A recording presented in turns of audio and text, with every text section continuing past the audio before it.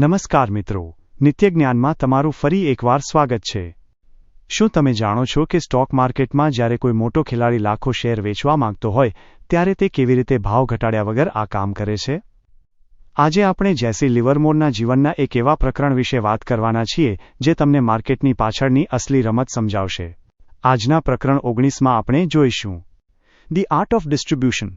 જ્યારે મોટા ઓપરેટરો પાસે લાખોનો માલ હોય ત્યારે તે કેવી રીતે રિટેલ ટ્રેડર્સને આકર્ષે છે। મેનિપ્યુલેશન એટલે માત્ર ભાવ વધારવો નહીં, પણ એવા ભાવે માલ વેચવો જ્યાં પબ્લિક તેને હોંશે હોંશે લેવા તૈયાર હોય। Strategy versus tactics. લિવરમોર સમજાવે છે કે યુદ્ધના મેદાનની જેમ માર્કેટમાં પણ રણનીતિ સૌથી મહત્વની છે। જો તમારો પ્લાન ખોટો હોય તો ગમે તેટલું મોટું ફંડ પણ તમને બચાવી શકતું નથી। The specialist's job. શા માટે અમેરિકાના સૌથી મોટા બિઝનેસમેન પણ પોતાના શેર વેચવા માટે જેમ્સ આર કિંગ જેવા નિષ્ણાત પાસે જતા હતા? ટ્રેડિંગમાં એવી કઈ ખાસ આવડત છે જે માત્ર અનુભવથી જ આવે છે?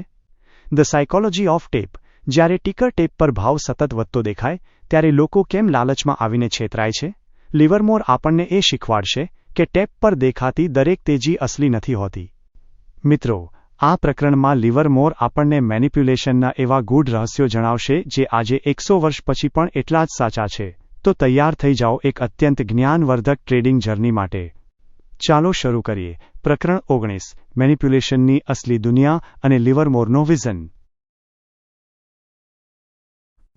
ડિક્શનરીમાં મેનિપ્યુલેશનની વ્યાખ્યામાં કોર્નર્સનો સમાવેશ થાય છે। હવે કોર્નર કદાચ મેનિપ્યુલેશનનું પરિણામ હોઈ શકે અથવા તે હરીફાઈમાં થતી ખરીદીનું પરિણામ પણ હોઈ શકે છે, જેમ કે 9 મે 1901ના રોજ નોર્ધન પેસિફિક કોર્નર, જે ચોક્કસપણે મેનિપ્યુલેશન નહોતું। સ્ટુટ્સ કોર્નર દરેક સંબંધિત વ્યક્તિ માટે પૈસા અને પ્રતિષ્ઠા બંને રીતે મોંઘો રહ્યો હતો અને તે કંઈ જાણી જોઈને પ્લાન કરેલો કોર્નર નહોતો। હકીકતમાં બહુ ઓછા મોટા કોર્નર્સ તેના બનાવનારાઓ માટે ફાયદાકારક રહ્યા હતા। કોમોડોર વેન્ડરબિલ્ટના બંને હાર્લેમ કોર્નર્સે સારો નફો આપ્યો હતો, પણ તે વૃદ્ધ માણસ તે લાખો રૂપિયાને લાયક હતા જે તેમણે શોર્ટ કરનારા ખેલાડીઓ અને ભ્રષ્ટ ધારાસભ્યો પાસેથી કમાયા હતા, જેઓ તેમને છેતરવાનો પ્રયત્ન કરતા હતા। બીજી બાજુ જય ગોલ્ડને તેમના નોર્થવેસ્ટર્ન કોર્નરમાં નુકસાન થયું હતું। ડીકન એસવી વ્હાઇટે તેમના લાકાવાના કોર્નરમાં 1 મિલિયન બનાવ્યા હતા, પણ જીમ કીને હેનિબલ અને સેન્ટ જો ડીલમાં 1 મિલિયન ગુમાવ્યા હતા। કોર્નરની નાણાકીય સફળતા સ્વાભાવિક રીતે જ જમા કરેલા શેરને તેની પડતર કિંમત કરતાં ઊંચા ભાવે વેચવા પર આધાર રાખે છે અને તે સરળતાથી થવા માટે શોર્ટ ઇન્ટરેસ્ટનું પ્રમાણ મોટું હોવું જરૂરી છે। મને આશ્ચર્ય થતું હતું કે અડધી સદી પહેલાંના મોટા ઓપરેટરોમાં કોર્નર્સ આટલા લોકપ્રિય કેમ હતા। તેઓ કાબેલ અને અનુભવી માણસો હતા અને બીજા ટ્રેડર્સની પરોપકારી ભાવનામાં અતાર્કિક વિશ્વાસ રાખે તેવા નહોતો। છતાં તેઓ આશ્ચર્યજનક રીતે વારંવાર છેતરાતા હતા। એક સમજદાર વૃદ્ધ બ્રોકરે મને કહ્યું કે 60 અને 70ના દાયકાના તમામ મોટા ઓપરેટરોની એક જ મહત્વાકાંક્ષા હતી અને તે હતી કોર્નર કરવાની। ઘણા કિસ્સાઓમાં આ અહંકારનું પરિણામ હતું અને બીજા કિસ્સાઓમાં તે બદલો લેવાની ઈચ્છા હતી। ગમે તે હોય, પણ જે માણસે સફળતાપૂર્વક આ અથવા તે સ્ટોકનો કોર્નર કર્યો હોય તેને બુદ્ધિશાળી અને હિંમતવાન માનવામાં આવતો હતો। તેનાથી કોર્નર કરનારને અભિમાની બનવાનો હક મળતો હતો। તે તેના સાથીઓના વખાણને પૂરેપૂરી મહેનતનું ફળ માનતો હતો। આ ઠંડા કલેજાના ઓપરેટરોમાં અહંકારનો કોમ્પ્લેક્સ જાગતો હતો જે તેમને કોર્નર કરવા માટે મજબૂર કરતો હતો। તે દિવસોમાં એક શક્તિશાળી માણસ બીજા શક્તિશાળી માણસને ખૂબ જ મજાથી નુકસાન પહોંચાડતો હતો। મેં તમને પહેલાં પણ કહ્યું હશે કે હું એક કરતાં વધુ વાર ફસાતા બચ્યો છું। તેનું કારણ કોઈ રહસ્યમય ટિકર સેન્સ નથી, પણ એ છે કે હું સામાન્ય રીતે કહી શકું છું કે ક્યારે સ્ટોકની ખરીદી જોતા તેમાં શોર્ટ રહેવું મારા માટે અવિચારી છે। આ હું સામાન્ય બુદ્ધિની કસોટીઓ દ્વારા કરું છું જે જૂના સમયમાં પણ અજમાવવામાં આવતી હશે। વૃદ્ધ ડેનિયલ ડ્રુ વારંવાર લોકોને ફસાવતા હતા અને તેઓએ તેમની પાસેથી શોર્ટમાં વેચેલા એરીના શેર માટે ઊંચી કિંમત વસૂલતા હતા। એરીના શેરમાં કોમોડોર વેન્ડરબિલ્ટ દ્વારા તેઓ પોતે પણ ફસાયા હતા અને જ્યારે વૃદ્ધ ડ્રુએ દયાની ભીખ માગી ત્યારે કોમોડોરે તે દિગ્ગજ ટ્રેડરની પોતાની જ અમર પંક્તિઓ ટાંકી હતી કે જે માણસ પોતાની પાસે નથી તે વેચે છે, તેણે કાં તો તે પાછું ખરીદવું પડે છે અથવા જેલમાં જવું પડે છે। વોલ સ્ટ્રીટ એવા ઓપરેટરને બહુ ઓછું યાદ રાખે છે જે એક પેઢી કરતાં વધુ સમય સુધી ત્યાંના દિગ્ગજ હતા। અમર રહેવા પાછળનું તેમનું મુખ્ય કારણ વોટરિંગ સ્ટોક શબ્દ છે। એડિસન જી જેરોમ 1863ની વસંત ઋતુમાં પબ્લિક બોર્ડના સ્વીકૃત રાજા ગણાતા હતા। લોકો કહેતા કે તેમની માર્કેટ ટિપ્સ બેંકમાં પડેલી રોકડ જેવી ગણાતી હતી. બધી રીતે જોતા તેઓ એક મહાન ટ્રેડર હતા અને લાખો કમાયા હતા. તેઓ અત્યંત ઉદાર હતા અને સ્ટ્રીટમાં તેમનું મોટું નામ હતું. જ્યાં સુધી હેનરી કીપ, જેમને વિલિયમ ધ સાયલન્ટ તરીકે ઓળખવામાં આવતા હતા, તેમણે ઓલ્ડ સધર્ન કોર્નરમાં તેમને ફસાવીને તેમના તમામ લાખો રૂપિયા છીનવી લીધા. મોટાભાગના જૂના કોર્નર્સમાં મેનિપ્યુલેશન મુખ્યત્વે બીજા માણસને એ ન જાણવા દેવામાં આવતું હતું કે તમે તે સ્ટોકનો કોર્નર કરી રહ્યા છો જે તેને વેચવા માટે આમંત્રણ આપવામાં આવતું હતું.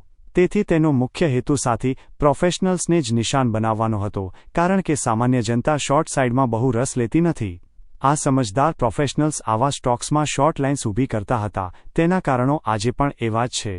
કોમોડોરના હાર્લેમ કોર્નરમાં વિશ્વાસઘાતી રાજકારણીઓ દ્વારા કરવામાં આવેલા વેચાણ સિવાય મને એવું જાણવા મળ્યું છે કે પ્રોફેશનલ ટ્રેડર્સે સ્ટોક વેચ્યો કારણ કે તે ખૂબ ઊંચો હતો.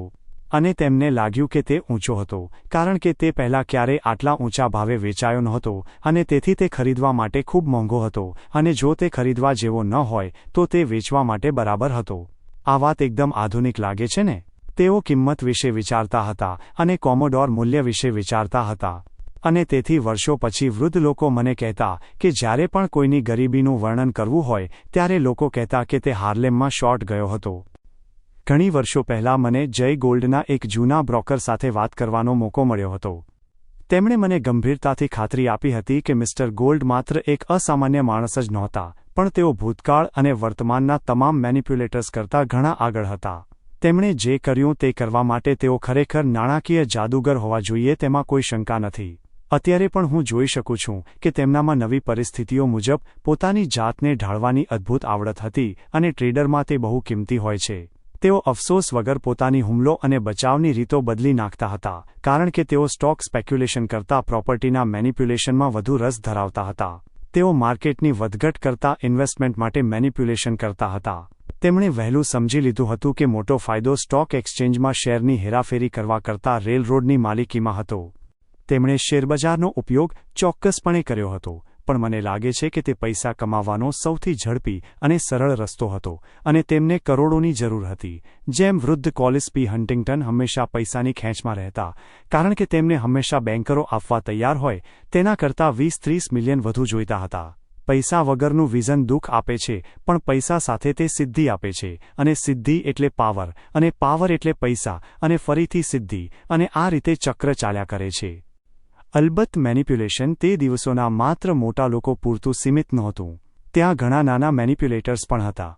મને એક જૂના બ્રોકરે 60ના દાયકાની શરૂઆતની રીતભાત વિશે વાર્તા કહી હતી. તેમણે કહ્યું કે વોલ સ્ટ્રીટની મારી સૌથી જૂની યાદ એ મારી ત્યાંની પહેલી મુલાકાત છે. મારા પિતાને ત્યાં કંઈક કામ હતું અને તેઓ મને સાથે લઈ ગયા હતા. અમે બ્રોડવેથી વોલ સ્ટ્રીટ તરફ વળ્યા અને નાસો સ્ટ્રીટના ખૂણે પહોંચ્યા ત્યારે મેં જોયું કે એક ટોળું 2 માણસોનો પીછો કરી રહ્યું હતું. પહેલો માણસ પૂર્વ તરફ ચાલી રહ્યો હતો અને શાંત દેખાવાનો પ્રયત્ન કરતો હતો. તેની પાછળ એક લાલ ચહેરાવાળો માણસ હતો જે હવામાં મુઠ્ઠી ઉછાળી રહ્યો હતો. તે જોરજોરથી બૂમો પાડી રહ્યો હતો કે શાયલોક શાયલોક, પૈસાની કિંમત શું છે? હું બારીઓમાંથી ડોકાતા માથા જોઈ શકતો હતો. મારા પિતાએ પૂછ્યું કે શું વાત છે ત્યારે કોઈએ જવાબ આપ્યો જે મેં સાંભળ્યો નહીં. હું મારા પિતાનો હાથ પકડી રાખવામાં વ્યસ્ત હતો જેથી ભીડમાં અમે છૂટા ન પડી જઈએ. મારા પિતાએ મને સમજાવ્યું કે જે માણસ બૂમો પાડી રહ્યો હતો તે શહેરનો મોટો ઓપરેટર હતો જેણે ઘણો નફો અને નુકસાન કર્યું હતું. બીજો માણસ જે શાયલોક હતો તે પૈસા લોક કરી રાખવા માટે કુખ્યાત હતો. તે દિવસોમાં અમુક ગ્રુપ પૈસા ઉછીના લઈને તેને લોક કરી દેતા હતા જેથી માર્કેટમાં પૈસાની અછત ઊભી થાય. તેઓ સર્ટિફાઇડ ચેક મેળવતા પણ ખરેખર પૈસા વાપરતા નહીં. આ પણ એક પ્રકારનું મેનિપ્યુલેશન જ હતું. હું પણ એ વૃદ્ધ માણસ સાથે સહમત છું. એ મેનિપ્યુલેશનનો એવો સમય હતો જે અત્યારે જોવા નથી મળતો. મેં પોતે ક્યારેય એ મહાન સ્ટોક મેનિપ્યુલેટર્સ સાથે વાત નથી કરી જેમના વિશે આજે પણ માર્કેટમાં ચર્ચાઓ થાય છે. મારો મતલબ લીડર્સ નથી, પણ અસલી મેનિપ્યુલેટર્સ છે. તેઓ બધા મારા સમય પહેલાંના હતા. જો કે જ્યારે હું પહેલીવાર ન્યૂયોર્ક આવ્યો ત્યારે જેમ્સ આર્કિન, જેઓ બધામાં સૌથી મહાન હતા, તેઓ ફૂલ ફોર્મમાં હતા. પણ ત્યારે હું નાનો હતો અને મારું આખું ધ્યાન માત્ર મારા શહેરની બકેટ શોપમાં મળેલી સફળતાને કોઈ પ્રતિષ્ઠિત બ્રોકરની ઓફિસમાં ફરીથી મેળવવા પર જ હતું. વળી તે સમયે કીન યુએસ સ્ટીલના શેરમાં વ્યસ્ત હતા, જે તેમનું સૌથી શ્રેષ્ઠ કામ માનવામાં આવે છે.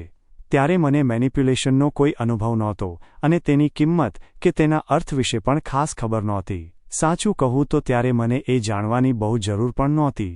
જો મેં તે સમયે તેના વિશે વિચાર્યું હોત તો મને લાગ્યું હોત કે આ પણ એક પ્રકારની હાથચલાકી જ છે, જેવી મારી સાથે બકેટ શોપમાં થતી હતી, બસ આમાં રીત થોડી સુધરેલી હતી. ત્યાર પછી મેં આ વિષય પર જે કંઈ પણ સાંભળ્યું છે તેમાં મોટાભાગે લોકોની શંકાઓ અને અંદાજો જ હતા. કોઈએ તેનું બુદ્ધિપૂર્વક વિશ્લેષણ નહોતું કર્યું.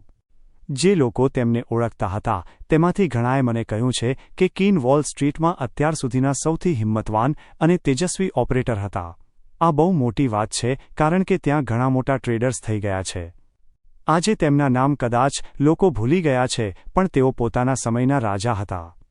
ટિકર ટેપે તેમને ગુમનામીમાંથી બહાર કાઢીને ફેમસ બનાવી દીધા હતા, પણ એ પ્રસિદ્ધિ બહુ લાંબો સમય ટકી શકી નહીં. ગમે તે હોય, પણ કીન તેમના સમયના સૌથી શ્રેષ્ઠ મેનિપ્યુલેટર હતા અને તેમનો એ સમય ઘણો લાંબો અને રોમાંચક રહ્યો હતો. તેમણે પોતાના જ્ઞાન, અનુભવ અને આવડતનો ઉપયોગ ત્યારે કર્યો જ્યારે તેમણે હેવેમેયર ભાઈઓ માટે કામ કરવાનું શરૂ કર્યું. તે ભાઈઓ ઈચ્છતા હતા કે કીન સુગર સ્ટોક્સ માટે માર્કેટ ઊભું કરે. તે સમયે કીન પાસે પૈસા નહોતા, નહીંતર તેઓ પોતાની રીતે જ ટ્રેડિંગ ચાલુ રાખત. તેઓ એક મોટા ખેલાડી હતા. તેમણે સુગરમાં સફળતા મેળવી અને એ શેરને ટ્રેડર્સના ફેવરિટ બનાવી દીધા, જેના કારણે તે સરળતાથી વેચાવા લાગ્યા. ત્યાર પછી તેમને વારંવાર પૂલ હેન્ડલ કરવા માટે કહેવામાં આવતું હતું. મને જાણવા મળ્યું છે કે આ પૂલ ઓપરેશન્સમાં તેઓ ક્યારેય કોઈ ફી નહોતા લેતા, પણ બીજા સભ્યોની જેમ જ પોતાના હિસ્સાના પૈસા આપતા હતા. શેરની મૂવમેન્ટ કેવી રાખવી તે આખું કામ તેમના હાથમાં રહેતું હતું. ઘણીવાર બંને પક્ષો તરફથી વિશ્વાસઘાતની વાતો પણ આવતી હતી. વિટની રાયન ગ્રુપ સાથે તેમનો ઝઘડો આવા જ આરોપોને કારણે થયો હતો. એક મેનિપ્યુલેટર માટે એ બહુ સામાન્ય છે કે તેના સાથીઓ તેને ખોટો સમજે, કારણ કે તેઓ તેની જરૂરિયાતોને સમજી શકતા નથી. આ વાત હું મારા પોતાના અનુભવ પરથી જાણું છું. એ અફસોસની વાત છે કે કીને તેમના સૌથી મોટા પરાક્રમ એટલે કે 1901માં યુએસ સ્ટીલના શેરના સફળ મેનિપ્યુલેશનનો કોઈ ચોક્કસ રેકોર્ડ નથી રાખ્યો. મને જે ખબર છે તે મુજબ કીને આ બાબતે જેપી મોર્ગન સાથે ક્યારેય સીધી મુલાકાત નહોતી કરી. મોર્ગનની ફર્મ ટેલબોટ, જે ટેલર એન્ડ કંપની દ્વારા કામ કરતી હતી, અને કીન ત્યાંથી જ પોતાનું કામ સંભાળતા હતા. ટેલબોટ ટેલર કીનના જમાઈ હતા. મને ખાતરી આપવામાં આવી છે કે કીનની ફી માત્ર એ કામમાંથી મળતો આનંદ જ હતો. એ વાત બધા જાણે છે કે જે માર્કેટ તેમણે ઊભું કર્યું હતું તેમાં ટ્રેડિંગ કરીને તેમણે લાખો કમાયા હતા. તેમણે મારા એક મિત્રને કહ્યું હતું કે થોડા જ અઠવાડિયામાં તેમણે માર્કેટમાં 7,50,000થી વધુ શેર વેચ્યા હતા. આ બહુ મોટી વાત ગણાય, કારણ કે ત્યારે એ કંપની નવી હતી અને તેનું કેપિટલાઇઝેશન તે સમયના અમેરિકાના કુલ દેવા કરતાં પણ વધુ હતું. બીજું એ કે જ્યારે કીન માર્કેટ ઊભું કરી રહ્યા હતા ત્યારે બીજા સ્ટીલના મોટા માલિકો પણ લાખો શેર પબ્લિકને વેચી રહ્યા હતા. અલબત્ત તે સમયે સંજોગો પણ તેમની ફેવરમાં હતા. માત્ર બિઝનેસ જ નહીં, પણ લોકોની લાગણી અને અનલિમિટેડ ફાઇનાન્શિયલ સપોર્ટને કારણે તેમને સફળતા મળી. તે સમયે માત્ર બુલ માર્કેટ જ નહીં, પણ એક જબરદસ્ત તેજી હતી જેવી ફરી જોવી મુશ્કેલ છે. ત્યાર પછી મંદી આવી, જ્યારે સ્ટીલનો શેર જે કીને 55 સુધી પહોંચાડ્યો હતો તે ઘટીને 10 અને પછી 8 પર આવી ગયો હતો. આપણે કીનની કામ કરવાની રીતનું વિશ્લેષણ નથી કરી શકતા, કારણ કે તેમની પાસે કોઈ બુક્સ કે વિગતવાર રેકોર્ડ નથી. દાખલા તરીકે એ જોવું રસપ્રદ હોત કે તેમણે એમેલગેમેટેડ કોપરમાં કેવી રીતે કામ કર્યું હતું. એચ રોજર્સ અને વિલિયમ રોકફેલરે પોતાના વધારાના શેર વેચવાનો પ્રયત્ન કર્યો હતો, પણ તેઓ નિષ્ફળ રહ્યા હતા. છેવટે તેમણે કીનને મદદ માટે પૂછ્યું અને તેઓ તૈયાર થયા. યાદ રાખજો કે રોજર્સ તે સમયના વોલ સ્ટ્રીટના સૌથી કાબેલ બિઝનેસમેન હતા અને રોકફેલર સૌથી હિંમતવાન સ્પેક્યુલેટર હતા.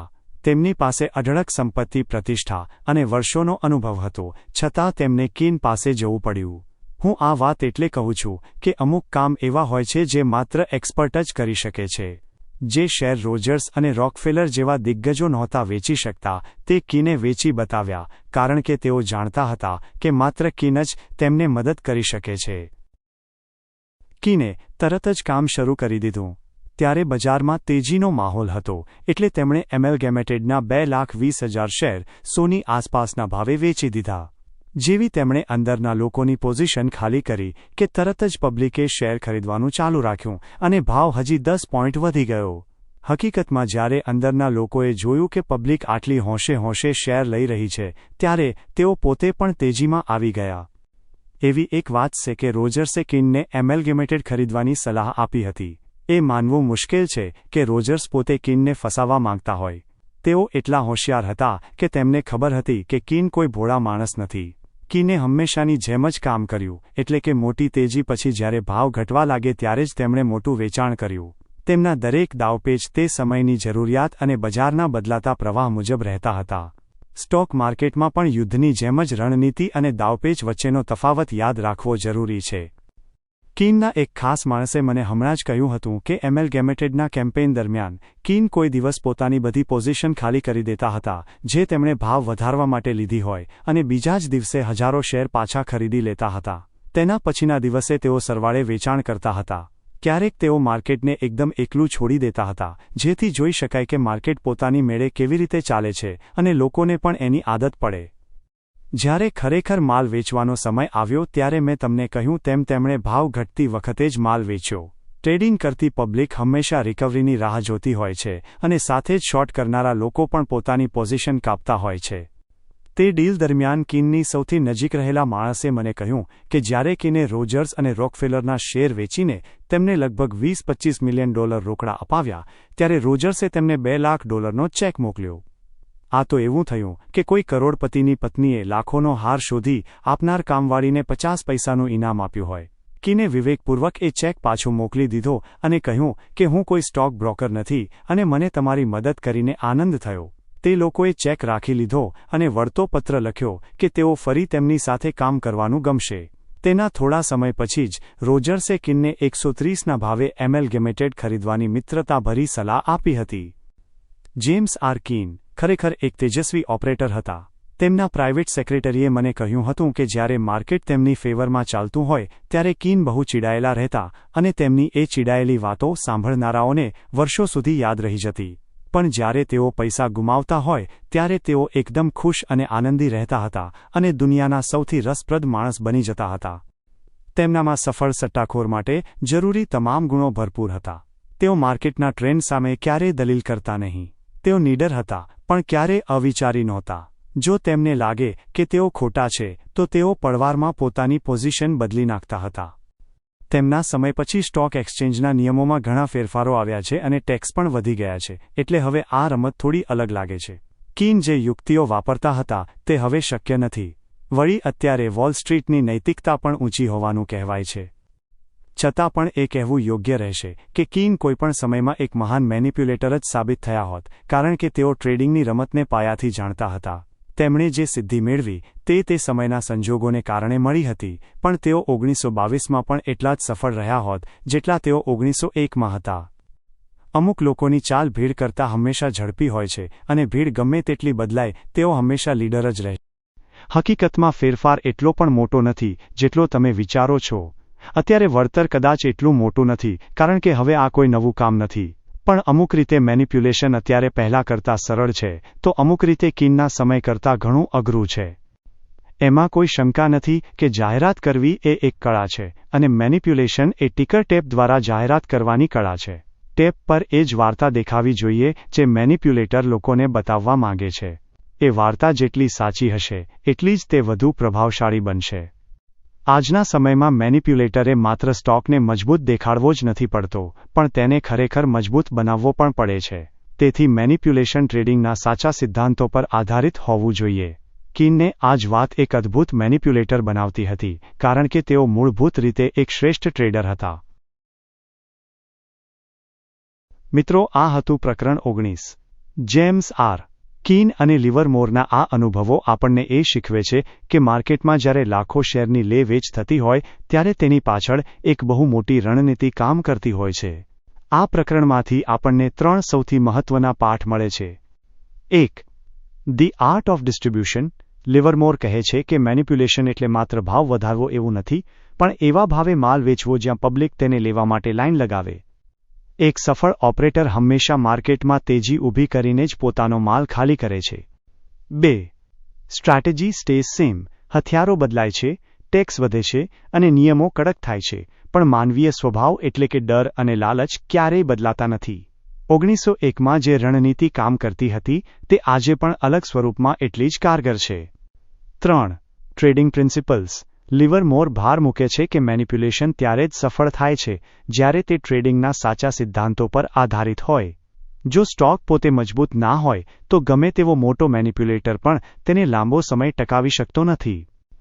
મિત્રો, આ પ્રકરણમાં આપણે જોયું કે કેવી રીતે કીન જેવા દિગ્ગજો પોતાની આવડતથી અશક્ય કામને પણ શક્ય બનાવતા હતા. જો તમે પણ આ જ રીતે માર્કેટની બારીકીઓ અને પ્રોફેશનલ ટ્રેડિંગ શીખવા માંગતા હોવ તો ધન એપ અને કોટક નિયોમાં એકાઉન્ટ ઓપન કરવાની લિંક્સ નીચે ડિસ્ક્રિપ્શનમાં છે. તમને જેમ્સ આર. કીનની આ મેનિપ્યુલેશન કરવાની સ્ટ્રેટેજી કેવી લાગી? કોમેન્ટમાં જરૂર જણાવજો. વિડીયોને લાઇક કરજો અને નિત્યજ્ઞાનને સબસ્ક્રાઇબ કરવાનું ભૂલતા નહીં.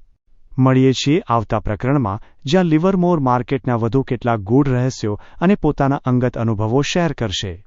ત્યાં સુધી જોતા રહો અને શીખતા રહો. આભાર.